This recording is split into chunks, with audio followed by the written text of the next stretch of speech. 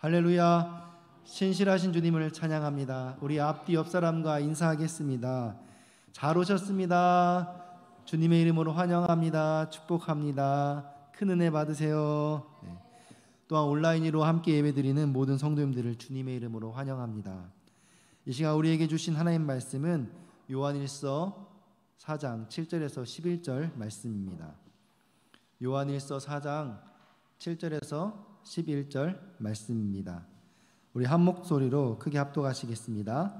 사랑하는 자들아, 우리가 서로 사랑하자. 사랑은 하나님께 속한 것이니 사랑하는 자마다 하나님으로부터 나서 하나님을 알고 사랑하지 아니하는 자는 하나님을 알지 못하나니 이는 하나님은 사랑이심이라.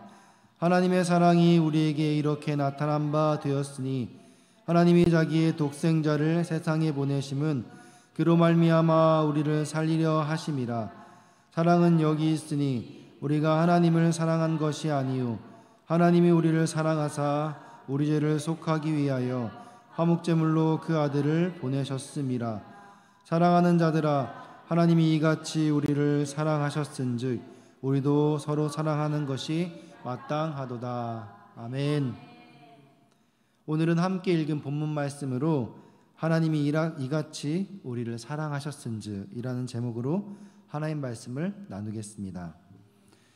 홍수가 나면은 사방이 물입니다. 그런데 홍수가 났을 때 가장 필요한 것이 무엇인지 아십니까? 바로 물입니다. 먹을 물이 없고 마실 물이 없다는 것입니다.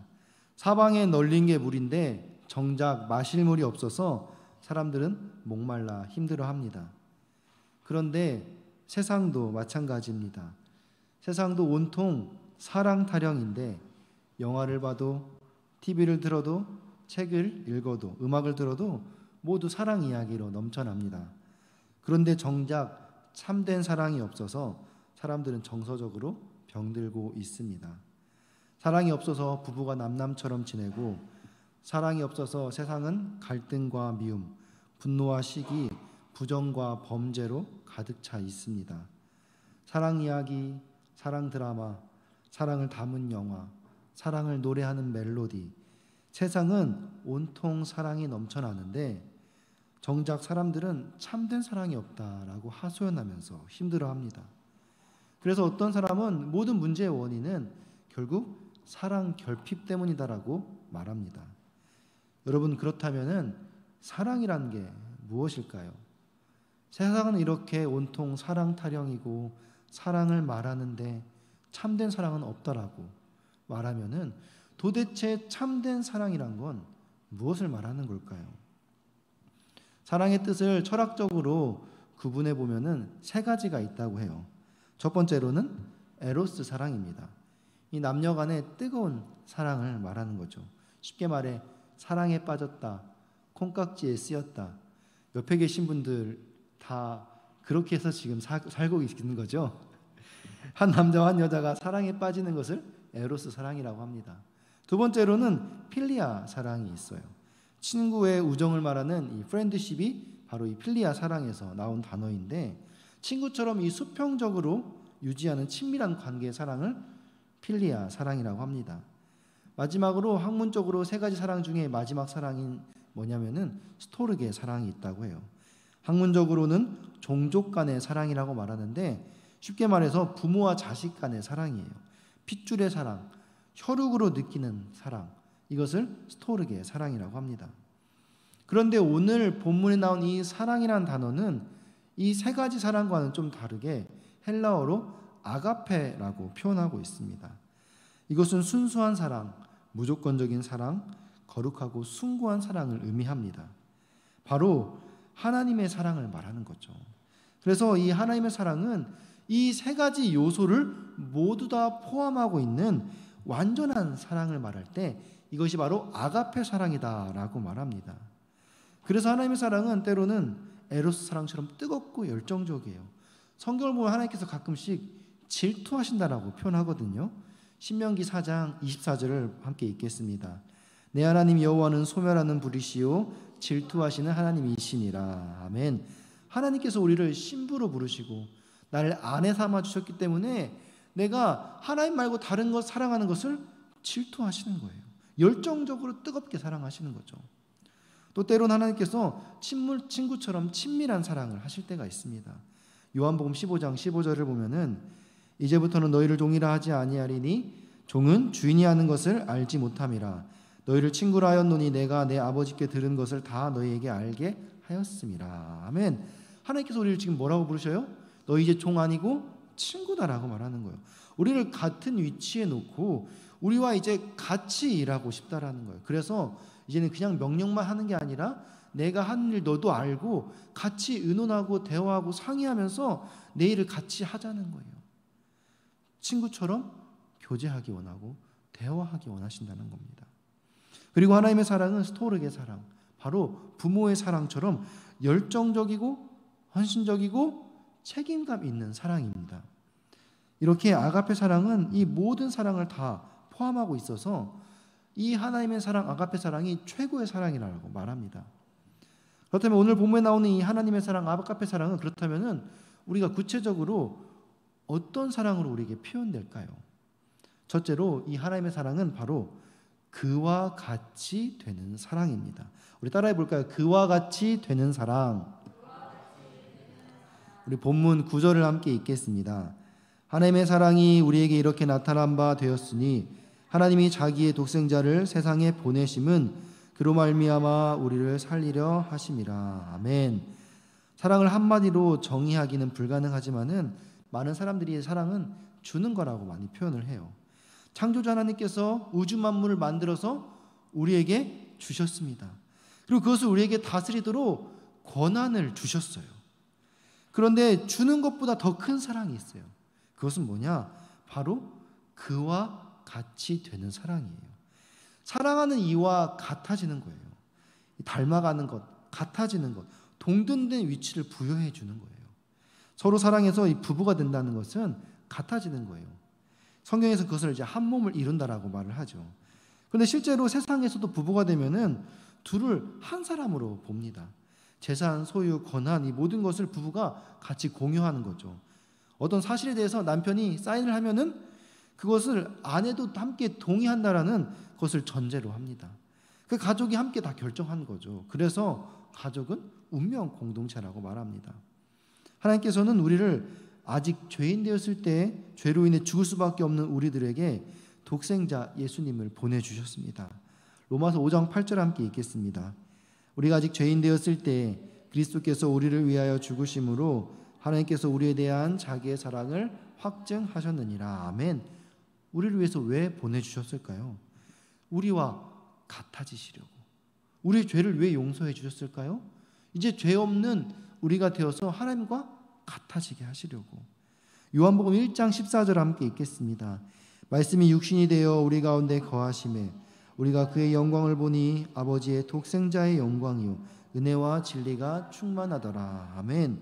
이 로고스 말씀 그 자체, 바로 이 영이신 하나님께서 우리를 위해서 육신이 되어서 오셨습니다.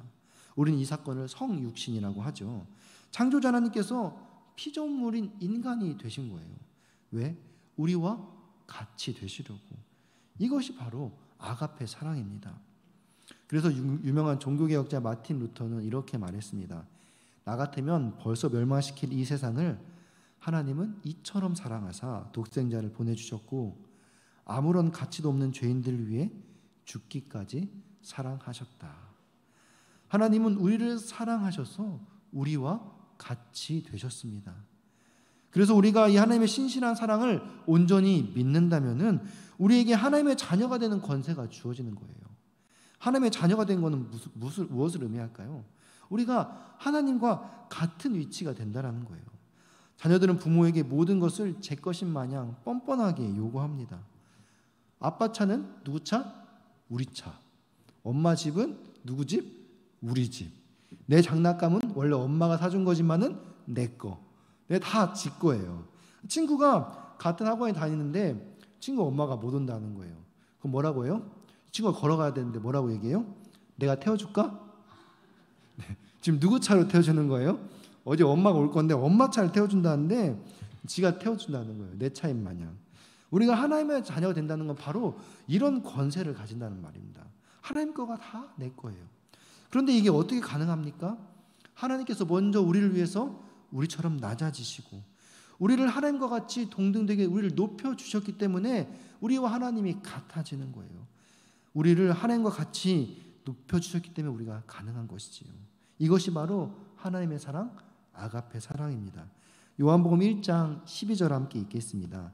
영접하는 자 곧 그 이름을 믿는 자들에게는 하나님의 자녀가 되는 권세를 주셨으니. 아멘. 우리는 예수님을 믿음으로 죄에서 자유할 수 있고 또 회복될 수 있고 하나님의 자녀로서 이런 풍성한 은혜를 누릴 수 있습니다. 그와 같이 되는 사랑, 하나님께서 먼저 그 사랑의 본을 보이신 것처럼 이제는 우리가 그것을 주변에 아파하는 사람들에게 전하고 보여주어야 되는 겁니다. 슬퍼한 사람들과 함께 슬퍼하고 함께 울어줄 수 있는 그 사랑, 힘들어하고 소외된 사람들에게 관심을 갖고 그들에게 필요를 채워줄 수 있는 그런 사랑의 통로가 되는 것, 이것이 이제 하나님의 사랑을 받은 자로서 우리가 그와 같이 되는 사랑을 전하는 것이지요. 그냥 그들을 보면서 불쌍하다, 안타깝다, 내가 도와줘야지 거기서 머무는 것이 아니라 하나님도 우리를 불쌍히 여기셔서 어떻게 하셨습니까? 우리와 같이 낮아지셨죠. 마찬가지로 우리도 누군가가 우리 마음에 자꾸 걸린다면은 안타깝다, 불쌍하다, 내가 도와줘야지 여기서 머무는 것이 아니라 그와 같이 함께함으로 공감하면서 하나님의 마음을 전할 수 있기를 바랍니다. 하나님 먼저 우리를 공감하셨듯이 우리도 그와 같이 되는 사랑으로 누군가에게 하나님의 사랑을 전할 수 있기를 바랍니다. 두 번째로 하나님의 사랑, 아가페 사랑은 함께하는 사랑입니다. 우리 따라해 보겠습니다. 함께하는 사랑. 우리 아까 읽었던 본문 9절 말씀 한 번 더 읽겠습니다. 하나님의 사랑이 우리에게 이렇게 나타난 바 되었으니 하나님이 자기의 독생자를 세상에 보내심은 그로 말미암아 우리를 살리려 하심이라. 아멘. 하나님이 자기의 독생자를 세상에 보내셨다라는 것은 하나님께서 사람이 되어서 우리와 함께 하셨다라는 거예요. 잠깐 동안만 짠 하고 나타났던 것이 아니라 33년 동안 인간의 몸을 입고 함께 사시면서 함께 먹고 함께 울고 함께 웃고 늘 함께 지내셨다라는 거예요. 진정한 사랑은 이렇게 함께하는 겁니다. 예수님은 나사로가 죽었을 때 마르다와 마리아와 함께 우셨습니다. 예수님은 보통 사람들처럼 다 가난하게 사시고 우리들과 똑같이 배고프고 아프고 슬픈 우리 인간의 모든 고통을 함께 짊어지셨습니다. 유명한 이론 중에 사랑의 삼각형 이론이 있는데 여기에 보면은 똑같이 세 가지 요소를 말하는데 그 중에 친밀감, 열정, 헌신 이 세 개가 있다고 말해요. 근데 그 중에 가장 중요한 게 뭐냐면은 첫 번째 친밀감이래요. 잘 생각해 보면은 어떤 사람이 사랑을 사랑할 때 열정적이고 많은 헌신을 해도 막상 친밀감이 느껴지지 않으면 그게 사랑으로 다가오지가 않는 거예요. 친밀감은 어디서부터 올까요? 저 사람이 나를 참 많이 알고 있구나, 나를 이해해 주는구나, 나의 사정을 참 많이 배려해 준다라고 느낄 때가 언제입니까? 함께 할 때, 많은 시간을 함께 보낼 때 내가 정말 저 사람과 많이 가깝다라는 걸 느끼게 되죠. 미국에 실제로 있었던 이야기입니다. 어느 병원에서 한 산모가 쌍둥이를 낳았는데 이제 조산으로 태어나서 각각 인큐베이터에서 이렇게 지내게 되었습니다. 그런데 한 쌍둥이 중 동생이 심장이 안 좋아서 수명이 고르지 못하여서 점점 상황이 안 좋아지는 거예요. 의사가 고민에 빠졌는데 그때 한 간호사가 어차피 곧 죽을 건데 우리 마지막이라도 함께 지내게 해주자고 형과 동생을 한 인큐베이터에 놓아봅시다 라고 얘기를 하는 거예요. 사실 이게 병원 규칙상 말이 안 되는 이야기지만 어차피 죽을 거니까 마지막이라도 함께 해주는 마음으로 그렇게 하기로 했어요. 그렇게 한 인큐베이터 형과 동생을 나란히 눕혀 놓았는데 그런데 그 쌍둥이 형이 동생을 오른손으로 동생의 목을 딱 감싸 안자 하루가 지나니까 동생이 정상적으로 회복되는 거예요. 아무것도 모르는 이 조산하지만 형이 동생을 사랑으로 포옹해 줄 때 놀라운 치유의 역사가 일어났습니다. 그리고 그 쌍둥이들 며칠 후 건강해져서 둘 다 부모의 품으로 돌아올 수 있었습니다. 이것이 바로 함께하는 사랑의 힘입니다. 그런데 이 사실 함께하는다라는 것은 참 많은 에너지와 힘을 필요로 합니다. 예전에 연예인 박나래가 한참 뜨고 있을 때 무한도전이라는 프로그램에 게스트로 출연했었습니다. 무한도전 멤버들과 이 게스트 박나래가 모두 다 촬영을 마치고 이제 각각 마지막 개인 인터뷰를 남겨놓고 있었어요. 이 개인 인터뷰는 우리도 영상들을 많이 보았겠지만 이 프로그램 중간중간마다 그 출연진들의 속마음을 알기 위해서 이제 넣는 그런 영상을 촬영하는 거니까 그 프로그램 전체에 대한 이야기를 이제 인터뷰를 해야 되니까 얼마나 길겠어요, 한 사람 한 사람. 그래서 이제 한 사람마다 촬영을 하는데 이제 이 촬영 순서도 짬으로 하는 거예요. 인지도하고 연장자수를 하니까 유재석이 제일 먼저 하고 박나래는 제일 마지막에 하는 순서가 된 거예요. 모든 멤버들이 다 촬영을 마치고 마지막 박나래까지 촬영이 끝났을 때 새벽 4시쯤이었는데 박나래가 촬영을 마치고 스튜디오를 나오는데 유재석이 박나래를 기다리고 있었어요. 다들 늦은 시간까지 촬영에 지쳐서 집에 돌아가기 바쁜데 유재석은 모든 출연자들을 한 명 한 명 다 인사하려고 배웅해 주려고 남아 있었다라고 합니다. 그러면서 박나래에게 유재석이 나래야 요즘 잘 되고 있는데 술 때문에 사고 날 수 있으니까 술 그만 끊어라. 다음에 밥 한번 먹자. 이렇게 따뜻한 위로의 말을 했다고 합니다. 이 말을 듣고 이제 박나래가 1인자는 다르구나. 유재석에게서 1인자의 위험을 느꼈다라고 합니다. 이렇듯 이 누군가와 함께 한다는 것은 많은 시간과 에너지를 사용해야 합니다. 쉬운 일이 아니에요. 그런데 누군가가 내가 힘들 때 함께 한다는 것은 정말 큰 힘이 됩니다. 그래서 우리가 한 영혼을 사랑한다면은 그 영혼과 함께 많은 시간을 보내야 합니다. 본문 10절입니다. 함께 읽겠습니다. 사랑은 여기 있으니 우리가 하나님을 사랑한 것이 아니요 하나님 우리를 사랑하사 우리를 속하기 위하여 화목제물로 그 아들을 보내셨음이라. 아멘. 이 말씀을 보면은 우리가 하나님을 사랑한 것이 아니라 하나님께서 우리를 먼저 사랑하셔서 우리를 죄를 사하시기 위해서 화목제물로 오셨다라고 말합니다. 그래서 그 화목제물로 우리와 함께 하시면서 33년을 보내신 거예요. 우리는 그분으로 인해서 이 죄의 모든 문제들을 다 해결받았어요. 그리고 우리가 이 연약한 인간의 한계 속에서 어떻게 거룩함을 이루어 가야 할지 몸소 그 삶을 통해서 보여주셨습니다. 그리고 이제는 성령님으로 우리와 함께 하셔서 우리에게 매일매일 가르쳐주고 계신 거예요. 말씀을 통해서 우리가 기도할 때 깨달음을 통해서 누군가의 말과 어떤 상황과 환경을 통해서 계속해서 지혜의 성령님께서 우리와 함께 하십니다. 우리가 그분을 따라갈 때 그분과 함께 십자가의 길을 걸어갈 때 우리를 이 땅에서 천국 시민의 삶으로 인도하십니다. 그리고 우리가 마지막 날에는 그분과 함께 천국에서 영원히 살게 될 거예요. 하나님이 우리와 천국에서 영원한 삶을 함께 하고 싶으셔서 우리를 위해 그렇게 에너지와 시간, 마음과 위로 모든 것을 함께 나눠주셨던 것입니다. 마태복음 18장 23절에서 35절을 보면은 무자비한 종에 대한 비유가 나옵니다. 임금 앞에 1만 달란트를 빚졌는데 그것을 갚을 능력이 없는 종이 있어요. 그래서 그는 자신이 가진 그 모든 것, 자녀들, 가족들까지 다 팔아야 그 빚을 갚을 수 있는 거예요. 이러한 처지에 놓인 종을 불쌍히 여긴 임금이 그 빚을 모두 다 탕감해 주었습니다. 그런데 1만 달란트를 탕감받은 이 자에게 자신에게 100데나리온 빚진 사람이 있었는데 그 사람을 용서하지 못하고 그 사람의 목을 부여잡으면서 빨리 돈 갚으라고 재촉하는 거예요. 이 100데나리온 빚진 사람은 조금만 기다려달라고 구걸해 보지만은 그는 자신에게 이 100데나리온 빚진 사람을 감옥에 쳐넣었습니다. 하나님께서는 우리에게 너도 이와 같지 않은가? 라고 물어보십니다. 우리를 만드신 창조주 하나님께서 하찮은 우리를 위해서 자신의 모든 것을 버려두고 인간의 몸으로 우리 가운데 오셨는데 그리고 33년 우리와 함께 사시고 불편한 가운데 누구보다도 성실하게 그 모진 고통을 다 참아내셨는데 사실 우리가 하나님께 진 빚은 우리가 전부를 드려도 해결할 수도 없는 너무나 큰 빚 덩어리와도 같습니다. 그런데 우리 주님께서는 그 모든 것을 자기 자신과 맞바꾸어 우리의 모든 빚 덩어리를 해결해 주셨습니다. 그리고 이제 앞으로 어떻게 살아가야 될지도 그 더 나은 삶을 위한 매뉴얼로 예수 그리스도를 보여주셨습니다.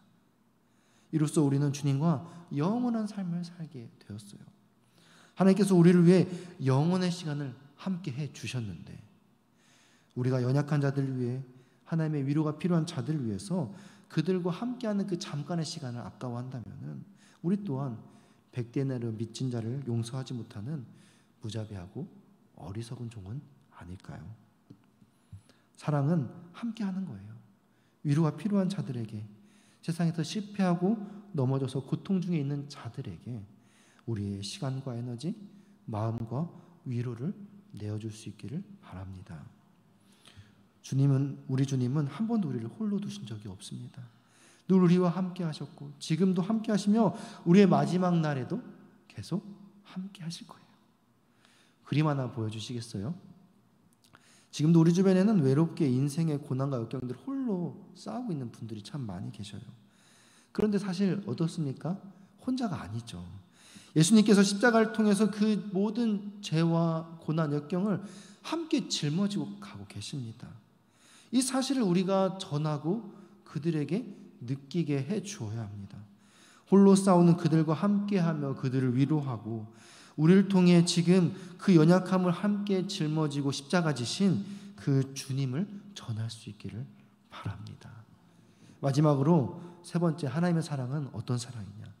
행동하는 사랑입니다. 따라해 보겠습니다. 행동하는 사랑. 본문 7절, 8절 함께 읽겠습니다. 사랑하는 자들아, 우리가 서로 사랑하자. 하나님은 하나님께 속한 것이니 사랑하는 자마다 하나님으로부터 나서 하나님을 알고 사랑하지 아니하는 자는 하나님을 알지 못하나니 이는 하나님은 사랑이심이라. 아멘. 7절을 보면 사랑하는 자들아, 우리가 서로 사랑하자라고 말합니다. 이 사도 요한은 결코 우리에게 너희 서로 사랑해라 라고 명령하지 않았습니다. 서로 사랑하라고 말하고 있어요. 그러니까 가르치는 자나 배우는 자나 함께 서로 사랑하자는 거예요. 지금 이 사도 요한도 함께 같이 사랑하자라고 말을 하는 겁니다. 왜냐하면 이 사랑은 누군가에게 명령할 수 있는 지시 명령이 아니에요. 요한복음 15장 12절을 보면 함께 읽겠습니다. 내 계명은 곧 내가 너희를 사랑한 것 같이 너희도 서로 사랑하라 하는 이것이니라. 아멘. 왜냐하면 모든 사람이 사랑하라는 하나님의 명령 앞에 놓였기 때문에 나 지금 사랑 잘하고 있으니까 너도 좀 나처럼 사랑해 이렇게 말할 수가 없는 거예요. 왜냐하면 이 사랑은 하나님께 속해 있는 것이기 때문이에요. 내가 사랑 잘하니까 너도 사랑 실천해 이게 아니라 이렇게 말할 수 있는 사람도 없는 거예요. 우리 중에 어느 누구도 완전한 사랑을 말할 수 없습니다. 왜냐하면 하나님이 사랑이기 때문에 이 사랑을 표현한다는 것은 하나님을 내가 다 알고 있다는 거거든요. 어느 누가 하나님을 설명하고 하나님을 온전히 말할 수 있겠습니까? 그래서 사랑은 단지 그것이 좋은 것이기 때문에 하는 것이 아니라 이 사랑은 하나님의 것이고 하나님께 속한 것이고 하나님의 명령이고 하나님 그분 자신이기 때문에 우리가 반드시 실천해야 되는 행동, 강령인 것입니다. 그런데 이러한 하나님의 사랑을 어떻게 우리가 알 수 있습니까? 그것은 우리가 서로 사랑하는 것을 통해서 알 수 있습니다. 하나님께서 우리를 사랑하셔서 독생자 예수 그리스도를 보내주셨습니다. 이것이 하나님의 구체적인 사랑의 행동이셨어요. 이처럼 우리도 형제를 사랑하는 구체적인 행동을 실천해 보라는 겁니다. 그래서 8절에서 사랑하지 아니한 자는 하나님을 알지 못하나니 이는 하나님은 사랑이심이라 라고 말하고 있는 것입니다. 흔히 자신이 부모가 되어보지 않고서는 부모의 심정을 알 수 없다라고 말합니다. 그래서 사람들은 결혼을 하고 아이를 갖고서야 철이 드는 것 같습니다. 잔소리로만 느꼈던 이 부모의 말씀들이 이제서야 사랑의 표현이었다라는 것을 이해하게 되고 부모님의 마음을 아파했던 그 일들을 늦게나마 후회하게 되는 것이죠. 저도 아이를 키우면서 참 잔소리를 많이 하게 됩니다. 그런데 이 아이가 이제 말하고 있거든요. 뭐 잔소리라고 하기도 좀 그렇지만 이제 말을 하기 시작했는데 제가 막 하지 말라고 하면 막 짜증을 내요. 너무 화가 나더라고요. 위험하니까 걱정되니까 잘못된 행동이니까 자녀를 위해서 눈을 떼지 않고 막 지켜보면서 정말 애써서 지도하고 다 이 위험 요소들을 막아주는 것인데 그런 부모의 마음을 알지도 못하고 지가 하고 싶은 거 하지 못하겠다고 막 소리 지르고 안 돼! 막 이러는 거예요. 막 짜증을 내는 거예요. 그런데 하나님도 우리를 바라볼 때 그런 마음이지 않으셨을까? 우리는 이스라엘 백성들처럼 나를 부자로 만들어줄 왕, 나를 성공하게 만들어줄 왕을 구하고 있는데 제발 내 문제를 해결해주고 내 병을 고쳐주고 내 편이 되어서 나를 괴롭히는 저 로마 제국을 좀 물리쳐줄 그런 왕을 구하고 있는데 우리 주님 뭐라고 하십니까? 가난한 자를 돌아보라 하시고 재물과 하나님 두 주인을 섬길 수 없으니까 먼저 그의 나라와 그의 의를 구하라고 하시고 때로는 날 연단시키기 위해서 광야로 보내시기도 하고 내 편이 되어준다고 말하면서 원수를 사랑하라고 하십니다. 그리고 그는 오른쪽 뺨을 때리면은 왼쪽 뺨도 돌려대라고 내 편이 되어주신다고 말하면서 그렇게 말씀하십니다. 그때마다 우리는 주님의 음성에 순종하기보다는 주님께 짜증내고 삐지고 화내고 불순종하고 마음이 불편해서 예배에 빠지고 기도 안 하고 내 마음대로 행동하지는 않았습니까? 우리가 부모가 돼서야 부모의 심정을 알듯이 우리가 예수님의 사랑으로 형제들을 사랑해 보면은 그때서야 비로소 하나님의 마음을 알 수 있는 거예요. 내가 예수님의 사랑으로 형제를 위해 헌신하고 포기하고 나누고 섬기고 베풀고 비로소 그제서야 하나님의 사랑을 온전히 깨달을 수 있습니다. 우리가 형제를 사랑한다고 해서 그 사람이 다 내 마음을 알아주는 것도 아니에요. 때로는 고마워하지도 않고 본인이 원하는 것이 아니라면서 우리의 성의를 무시하고 불평할 때도 있습니다. 그러나 그렇게 사랑하면서 그 형제를 위해서 더 깊이 기도할 때 주님의 마음을 닮아가는 것입니다. 오늘 본문의 말씀처럼 사랑하는 사람은 하나님을 알고 사랑하지 않는 사람은 하나님을 모른다라고 말합니다. 그래서 우리가 반드시 사랑해야 하는 거예요. 사랑은 그렇게 행동하고 표현해 봐야 되는 거예요. 그리고 가까이 다가가야 합니다. 그래서 그 사람과 친밀해지고 그 사람의 상황과 환경을 알고 공감하고 위로하고 함께 해줘야 됩니다. 그냥 마음만 있어서 내가 너 사랑하는 거 알지? 모릅니다. 직접 표현하고 내가 받은 사랑을 그대로 흘려보내야 된다는 거죠. 예수님이 우리 사랑하는 거, 하나님 우리 사랑하는 거, 이 모든 만물이 다 찬양하고 있어요. 우리가 당연히 마땅히 알아야 돼요. 그런데 어떻습니까? 우리 지금까지 살아온 인간의 역사를 보면은 그 하나님 사랑을 몰라가지고 항상 하나님을 저버리고 그래서 오죽 속 터졌으면은 하나님께서 직접 오셔가지고 십자가 지시기까지 하셨겠습니까? 오늘 본문을 보면은 우리를 향해서 사랑할 것을 이 짧은 5절의 말씀에서 2번씩이나 강조하고 있습니다. 7절, 11절을 보면은 사랑하는 자들아 우리가 서로 사랑하자. 11절에 사랑하는 자들아 하나님이 이같이 우리를 사랑하셨은즉 우리도 서로 사랑하는 것이 마땅하도다. 그만큼 사랑해야 된다고 사랑을 표현하고 행동해야 된다라고 강조하고 있습니다. 대만에서 실제로 있었던 일입니다. 대만의 조그마한 도시에서 한 청년이 평소에 사모한 여인에게 2년 동안 700통의 편지를 써서 보냈습니다. 이것은 연애편지 역사상 세계 신기록에 말할 정도로 많은 양의 편지였습니다. 근데 그 여인은 누구랑 결혼한지 아십니까? 네, 우체부랑 결혼했어요.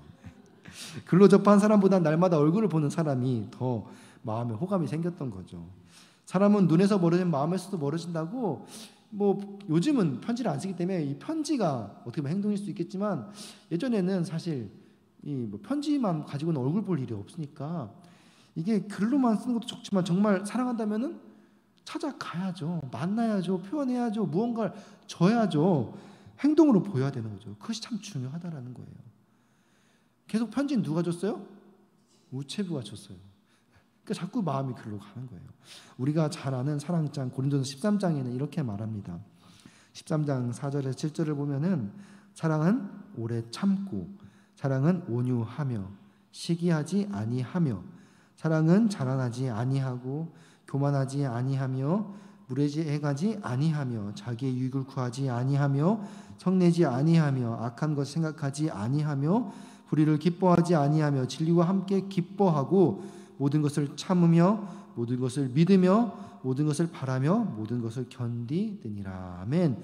이 말씀을 보면 계속 하고 하지 말고 해라 하지 말아라 하면 안 된다. 계속해서 우리의 행동 표현을 명령하고 있습니다. 성령의 첫 번째 열매인 이 사랑은 그래서 마치 불씨와 같은 것 같아요. 불씨는 어떻습니까? 처음에는 불이 막 피워지다가도 잘 관리하지 않으면 금방 쉽게 사그라듭니다. 작은 불씨를 잘 가꾸고 살살살 부채질하면서 크게 만들어야 이것이 확 터져서 번져 나가듯이 예수님께서 우리에게 전해주시는 그 사랑의 이 작은 불씨를 가꾸어서 키워가는 것이 바로 신앙입니다. 사랑의 불씨가 작다고 소홀히 하지 마시기 바랍니다. 그 불씨를 잘 가꾸어서 외로운 이웃들에게 나눠주고 차가운 세상을 따뜻하게 만들어서 어두운 세상을 밝혀가는 그런 성령의 은사 충만한 사랑의 전달자들이 다 되시기를 주님의 이름으로 축원합니다.